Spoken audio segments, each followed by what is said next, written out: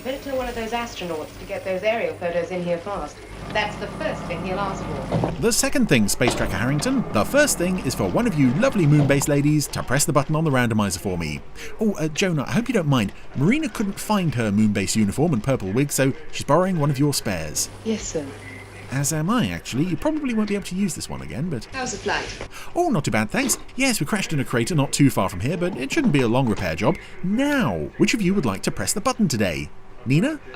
Well... Or Gay? How would you feel about making today's selection? Fine, thanks. Oh, excellent. Well, if you'd like to just... Red alert. Red alert. Confirm unidentified flying object. Excuse me, sir. This is Moon-based control. Red... Oh, can I do it? I mean, can I say it? Oh, just this once, please. I mean, I may never get another chance. If you insist. Oh, thank you. Right, let's see. Red alert. Red alert. Interceptors, immediate launch. Huh? Yeah. And I assume they just sort that out now. Well, that's done anyway. Where were we? Oh, the randomizer, yes. Gay? I'll sort things out. That's it, thank you very much. Oh, and by the way, Lieutenant, what's your favourite kind of bird? Bird. Blackbird. Oh, yes, they're quite sweet. I've always liked sparrows myself, but still, that's a good choice. And there's the printout if you'd like to pass it over. That's it, don't lose it. Oh, no, I wouldn't do that. I see it's Captain Scarlet today. Yes, it is. Yes, not seen him for quite a while on the randomizer. Well, thank you very much, Gay. Pleasure. And by the way, did the interceptors take care of that UFO okay? Negative. It's through. Well, there's a surprise. Well, I could do with a cup of coffee. I'm going to take a break. And I've got an episode to watch. Here's The Trap. Uh-oh. Joan, I've torn your suit. Joan? Leading the fight, one man fate has made indestructible. His name, Captain Scarlet. So, welcome back to the randomizer. After an absence of, I believe, more than half a year, it's Captain Scarlet. The storm's getting worse. The original, you might say. Where's that beautiful escort of ours now? I'm here, sir. Oh, you mean her. Yeah, we're flying the XQR through a storm, and who's escorting it? It's good old Melody Angel. This is probably her most notable appearance in the series. She features in this one quite prominently. Cloud base in 5 minutes, XQR. If we ever make it. Along with Symphony. I love the rain, flecks of rain on the cockpit there. They really do a good job of establishing that visibility is very poor through this storm. Oh, and that's the XQR hit. Melody kind of thinks she maybe saw something. You just about see it going down. From Angel 2. XQR from Angel 2. Do you read me? Yeah, can it wait? We're kind of on fire right now. Oh dear, we're going down. This is Commodore Goddard and his nameless pilot. I don't think he has a name. And it doesn't matter now anyway, because they are both dead. But of course, this being Captain Scarlet, we have this lovely pan across the wreckage. And the bodies slumped amid the debris. Blood? Do we have blood? We have blood coming from Commodore Goddard's mouth and hands. I've missed you, Captain Scarlet. I've missed your random acts of cruelty. We know that you can hear. And here comes an interesting line. We are transmitting on all your radio and television frequencies. Because it's the only time in the series. Will continue to strike. Should I let them carry on with their threat? You least expect. Let's let them carry on with their threat. At the appointed hour, as the clock is chiming, the wings of the world will be clipped. Oh, there you go. That's nice and vague. Yeah, we are transmitting on all your radio and television frequencies. I was never clear with this show, or indeed the CGI show, to what extent the general public knew anything about the Mysterons. In this show, it's definitely never said one way or the other, except there, where they clearly say we are broadcasting on all TV and radio. So I guess the whole world must know about the Mysterons. you would think it might be a bit more of a problem keeping the civilian population in line, knowing that there's You are, Lieutenant. a race of aliens living on Mars who want to exterminate humanity itself. But Contact from this end. I guess I don't know how they resolve that problem. Still no word from Commodore Goddard's plane since they hit that freak storm, sir. Right, we'll give them 3 more minutes. If they haven't answered by then... XQR calling Cloud Base. XQR calling... 3 more minutes? Permission to land. That's a very arbitrary number there, Colonel. Commodore, we'll have the security meeting as soon as he's touched down. Very good, sir. And something else I find odd... Well, actually, there's an odd moment in this scene here. As the plane lands, we get this long zoom in on Commodore Goddard's pilot. Not Commodore Goddard himself, who's the main villain for this episode, but the pilot. Have you finished your report yet, Melody? But also I find with this episode, You know, the sound, particularly on Colonel White's dialogue. you are hit by lightning. Remember, you said visibility was practically zero. I know, but It sounds like a bit of a different quality, particularly with Colonel White. The Commodore's gone straight to discuss the International Air Conference with Colonel White. Gentlemen, I guess you all know why I asked for this meeting. To put you in the picture about the forthcoming air conference. I also love it with this show, how many times the Mysterons, threatened to destroy Cloud Base, or in like Operation Time they sent Dr. Magnus to try and sabotage Cloud Base. This is where we come in. Then they have episodes like this where they get a Mysteron agent aboard Cloud Base. Firstly, I have changed the location of the conference. And we just sit down and have a chat with him, and then he leaves Cloud Base having attempted nothing. Mysterons would least expect it. And where's that to be, Commodore? The loneliest spot in Europe, Colonel. Glengarry Castle. A castle? You would think that whatever plans the Mysterons have, if they get an agent aboard Cloud Base, they should take the most of that opportunity and do some real damage. But clearly they don't. We're more interested in setting up a conference at this lovely Scottish castle. Yes, it's another Scotland episode. But I think possibly my favourite of the Scotland-based trilogy or quadrilogy or whatever it might be. Thank you, Morton. This will be ideal for our little gathering. Yes, it's an isolated spot. We never have visitors these days. Why is that, Morton? Oh, nobody likes me. Castles that have cornered the tourist market, I'm afraid. What's that over there? The last owners had that filled in, sir. There used to be a staircase leading up to the battlements. Nobody goes up there now. Well, if that's everything, I'll say good night. Good night. I like this Morton character as well. Caretaker of the castle. It's something about the Jeremy Wilkin voice and the haggard look of the Robert Mitchum puppet work quite well together. He's worked at the castle for years. Apart from Morton, there'll be no one else here except the delegates to the conference. They're going to be cleared at Cloud Base before flying out here in the morning. Good. Then all that remains is for us to get a good night's sleep. But behind the painting, real human eyes are watching. Or no, I say human eyes, but of course they're Mysteron eyes, and the green glow. You are clear for launch. spectrum is green. Firmly establishes that. Angel 2 Skyborne, sir. Do you really think she'll find anything, sir? I don't know, but I'm not going to take any risks. If there was anything in her report on the XQR, we've got to know the truth as soon as possible. And of course, if I had my head screwed on properly, I would have said, until we know that truth, we're not going to let the people who were on board the XQR, who may well now be Mysterons, take charge of any important delegates. This has got me worried.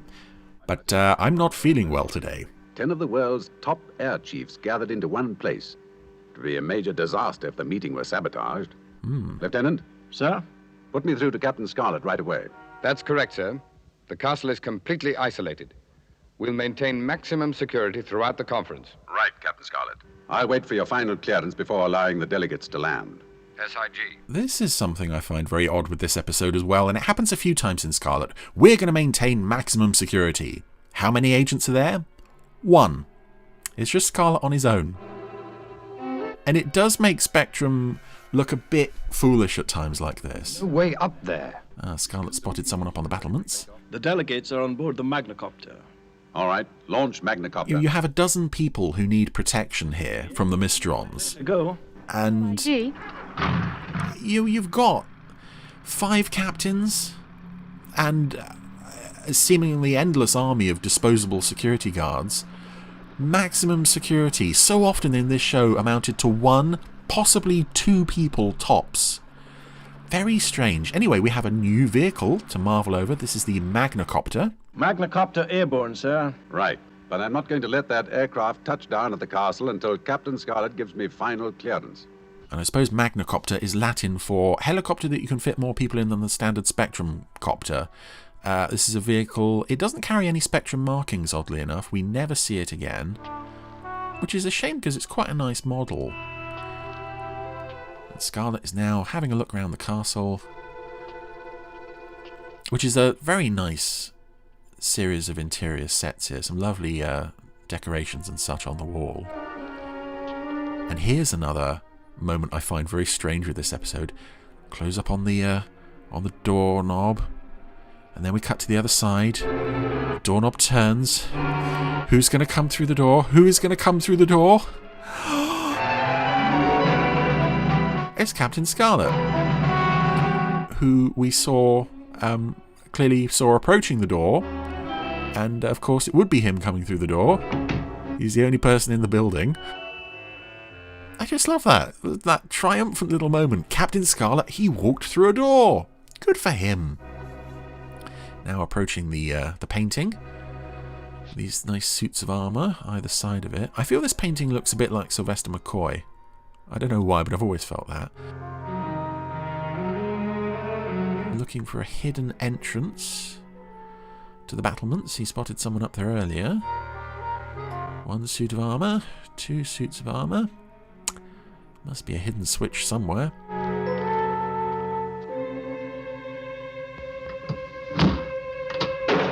Oh, that's it. Press down on one of the suit of armour's hands. Don't move, Captain Scarlet. Reveals the co-pilot with a gun, and there's Goddard. You! Melody was right. Something did happen to the XQR. It's a good thing we didn't bring you to that conference like you wanted us to. Oh, no. Before its execution.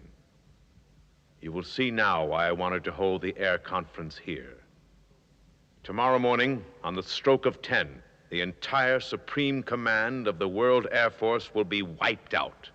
Here in this room. It's a very big gun they've got to do the job. You are a remarkable man, Captain Scarlet, I know. I've admired you from afar. I tend to let you or Spectrum thwart my plan. Tomorrow at 10, those men will die. Oh, if only we'd thought to bring more people than just one. And speaking of things I like about this episode, the score is phenomenal, and I believe this piece of music first appears here. I love this. I love this piece of music as Spectrum are doing heroic things.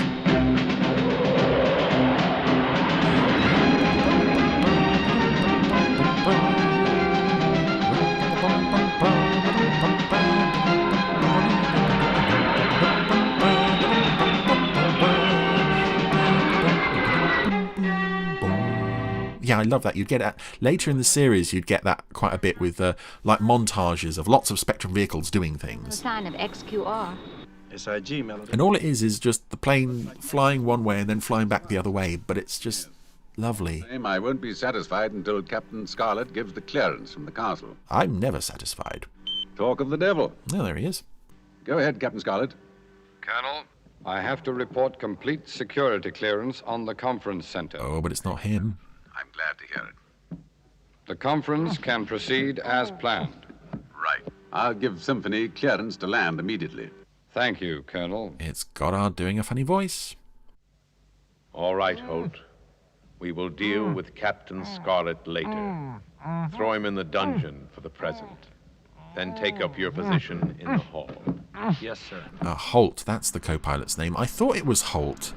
And then I thought, no, that might be the character's name in Inferno. Because these two puppets appeared together in Inferno as well. In approximately 3 minutes. I'm not sure to what extent this castle model is repackaged from previous castle models and the surrounding lake. I think it was 30 Minutes After Noon and Loch Ness Monster. Have we done all the Scottish episodes now? No, there must be more Scottishness to come, surely. Needless to say as well, but I'll say it anyway, this show still looks so lovely in HD. I'm still so impressed with what Network did with this. Uh-oh. Melody spotted the wreckage of the XQR. Melody Angel, are you quite certain about this? Yes, sir. I have positively identified the markings on the crashed aircraft as those of the XQR, and there could have been no survivors. There's only one explanation. We're idiots. The pilot must have been taken over by the Mysterons. Those delegates have walked straight into a trap. Well, no, be fair, you've escorted them straight into a trap. Angel at once. Oh, Spectrum security is an absolute joke. And Scarlet, Morton. I mean, not all the time, but in episodes like this where the story jumps through so many hoops... Well, if he doesn't show up... to get characters where they need to be, and then they realise, oh, that thing that was blindingly obvious earlier... Swing. ...was blindingly obvious the whole time. Maybe we should have done something about that. Oh, Spectrum. You're wonderful, but you're so useless. And now that Symphony Angel is at the castle, Spectrum's expansive security force has been expanded by... well, it's doubled, doesn't it? But she's now caught in the master bedroom. It's no use, sir. I'm getting no reply from either Captain Scarlet or Symphony Angel. Did we really not send anyone else, Lieutenant? Blue. Yes, sir. He must leave for Glengarry immediately. What are the rest of them doing at times like this? I mean, are Ochre and Grey not there? I would assume that, Magenta has superglued himself to a door or something, but... Strike when and where you least expect it, at the appointed hour, as the clock is chiming, the wings of the world will be clipped. It's all too obvious. Bring the chiefs of the World Air Forces together in a lonely place and destroy them. Had you forgotten that the Mysterons had made a threat then? Almost 9:45, sir. The conference will start in 15 minutes. That's another odd little moment. Yeah, it does sound like the Colonel had almost forgotten that the Mysterons made a threat until he realised that all these Air Force chappies could represent the wings of the world. I'm not being very kind about this episode, and it's a shame because I really like it. I like how different it is. I love these, how atmospheric these sets are.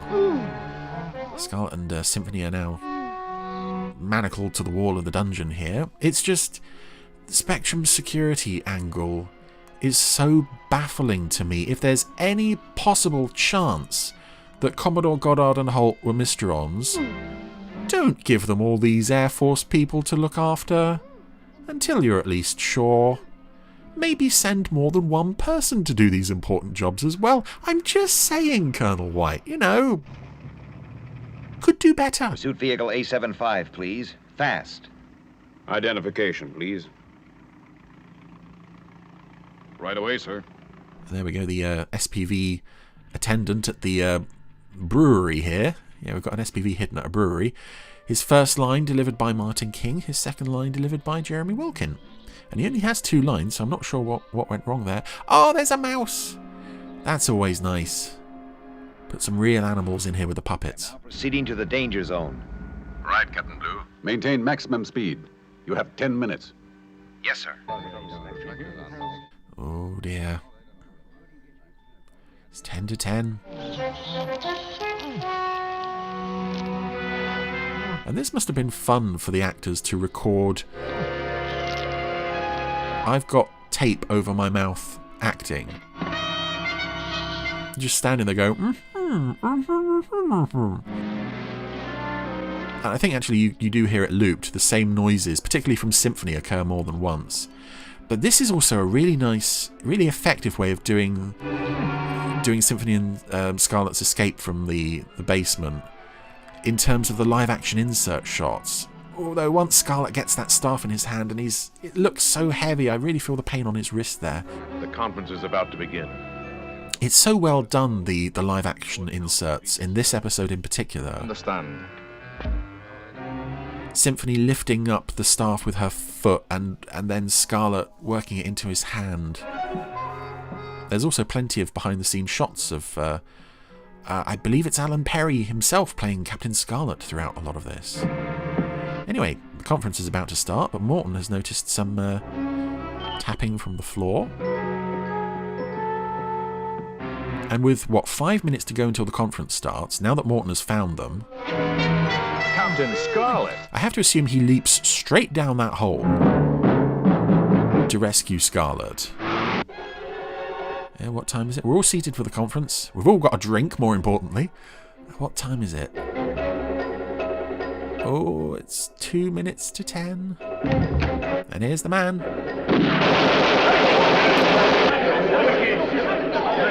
Firing at the painting. Is he going to get Holt? Yes. Oh, and Holt's covered in blood there. Everyone, back to the Magnacopter, quickly. Symphony is preparing to evacuate the delegates, sir. And Captain Scarlet? He's gone off to Goddard, sir. Thank you for telling me, Lieutenant. I heard the calls as they came in. Again, it's a narrative wave. We can't show the puppets doing these things, so let's have one puppet tell another what's happening with the other characters.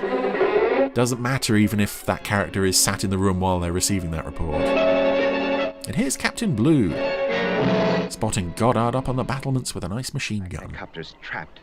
If it takes off, it'll be blown to pieces. Oh well, who needs it? This is Captain Blue. Do not take off until I give you the word. Goddard is positioned on the battlements. As soon as you're in the air, you'll be in his line of fire. SIG, Captain Blue. Captain Oh, poor old Captain Scarlet. The battlements. The Magnacopter's pinned down. I know. I want the SPV power pack. You're hurt, Captain. I'll go. Yeah, right. I'd like to see that. PV rocket. I'm going up there after him. Yeah, who do we send against the guy with the machine gun? The guy who's indestructible or the guy we've barely used this week? Take it easy. SIG. Poor old Scarlet. He's bleeding, but he's still got that power pack on, going to sort out Goddard. This is probably... Oh, this is cool. Blue pulls the SPV door in and all those ricochets off the metal plate. And you can see that the metal plating of the SPV, and you can see it leaves indentations on the paneling.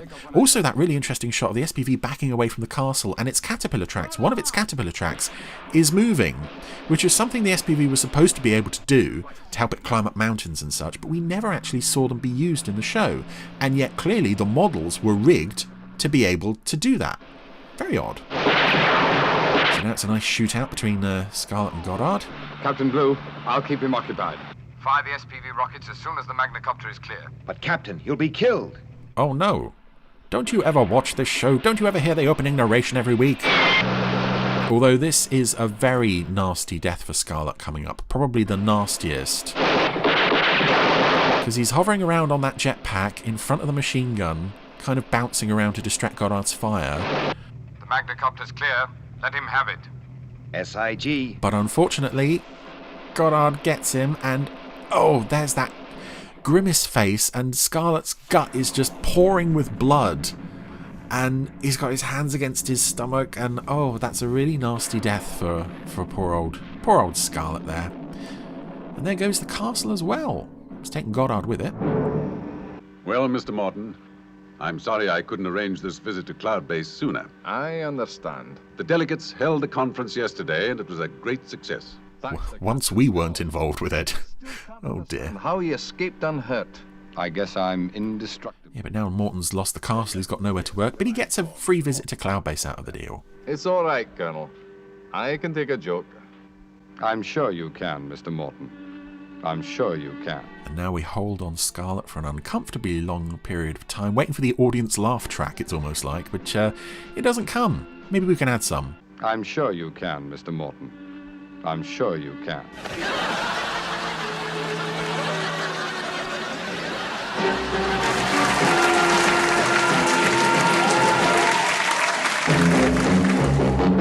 And that was The Trap. That was... I feel like I've been harsher on that than I really should have been, because I thoroughly enjoy that one. It's just the Spectrum security angle, as is often the case with this show, drives me up the wall. Spectrum have to be so negligent in order to get the story going that they basically just sent a load of important people off with Mysterons, suspected Mysterons, and then acted shocked when they found out that the suspected Mysterons were Mysterons. Bizarre. Also, they only send 2 people to do anything, but that's par for the course with this show. But despite that, some really nice castle stuff there. It's a really nice change of pace away from all the like secret bases and high-tech vehicles and such. Here's a nice old castle, and it's, again, we've seen Scotland stuff before in the Anderson shows, but it's always done well, and particularly so here. Is this also, I should mention, is this the first episode that uses the Spectrum version of the theme song here? I have a feeling it might be. Like many times when I say, is this the first or is this the only, I'm not certain, but certainly when I first watched the show, this was the first time I ever saw this song.